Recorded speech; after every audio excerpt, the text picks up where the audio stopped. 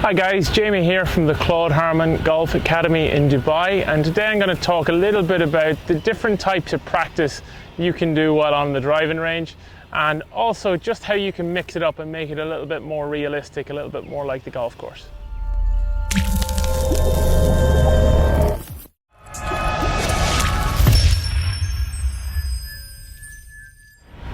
So I think when it comes to practice, there's often a big misconception about what we should do and what we should accomplish from a practice session.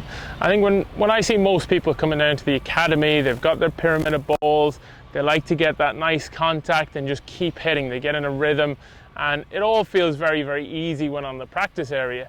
But then you take that swing, that same swing to the golf course, and all of a sudden you've got, results, you've got score, you've got the pressure of your friends playing with you, and you've got different shots every time. So it becomes difficult to replicate what you did on the range on the golf course. So for me, I think incorporating a little bit of difficulty into practice is always a good thing. And I also like to incorporate a little bit of score. So what I'm going to do here is I'm going to do a quick wedge session, and we're very lucky at the academy. We've got 7 or 8 target greens at the front of our range, all within 100 yards, and they're ideal for this type of practice. But there's more than one way to do this. You can really use any kind of target you have or any kind of area or patch that stands out to do this same drill. But what I would like to do with my students is basically give them all of these targets and get them to try and hit them with a certain amount of outcome to it. So for example, a real simple way to start off would be, I've got my target green here at 54 yards. I know that the green's around about 8 or 9 yards wide in terms of radius, so either side of the flag. And I want to see how many shots, first of all, it will take me to hit that green. So what I'll do is I'll get my students to go through basically their normal routine. So I want them to basically recreate exactly what they would do on a golf course. Do they take a practice swing? Do they look at the target? What's their routine like? And from there, I'm going to get them to go in and hit the shot. So the first goal is get my routine in place. I would normally go one practice swing, maybe a quick look at the target as I stand up to it, and then from there I'll walk in and hit the shot. Let's give it a go.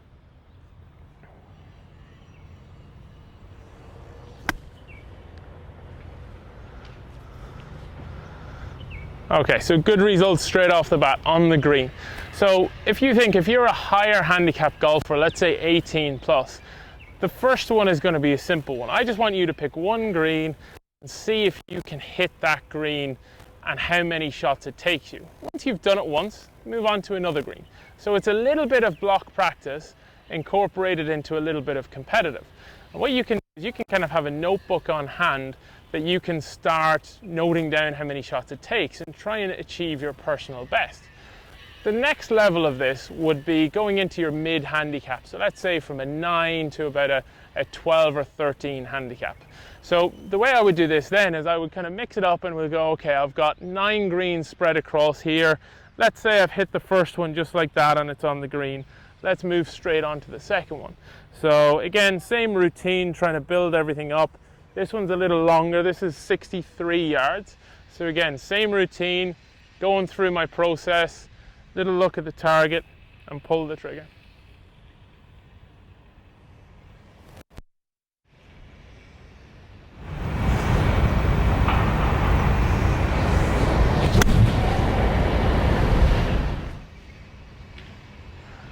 And again, good results. So I'm 2 for 2 now. Now, like I say, for the mid handicap, the challenge is going to be how many balls does it take to complete all of the targets. So for example, here we have 8 targets at the front, sub 100 yards. I would give somebody a rough idea of score and see what they can do, or can they beat par. Now, if they beat that par, the next time they come back to do the game, their par is lower. So we're going to use it a little bit like a handicap. And again, great to note these scores down to add a little bit of pressure. Now for your elite player, so let's say you're 5 handicap and below, what I want them to do is going to be much more difficult. So they are going to have all 8 greens, but they have to hit it first time. So they're going to start at green number 1. If they hit that, move to green number 2, and so on all the way across. If they miss a green, they have to start again. And they have to see how many times they have to go past or back to the finish line and redo everything.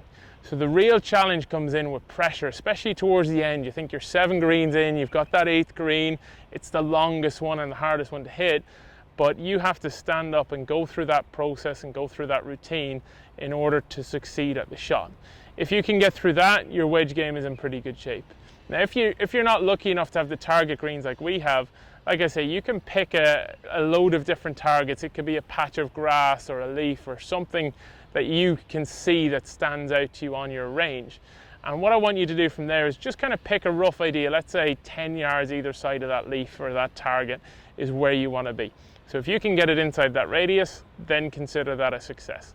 So try and incorporate a little bit of competitiveness, a little bit of randomness in your practice, and make sure you put a score on it.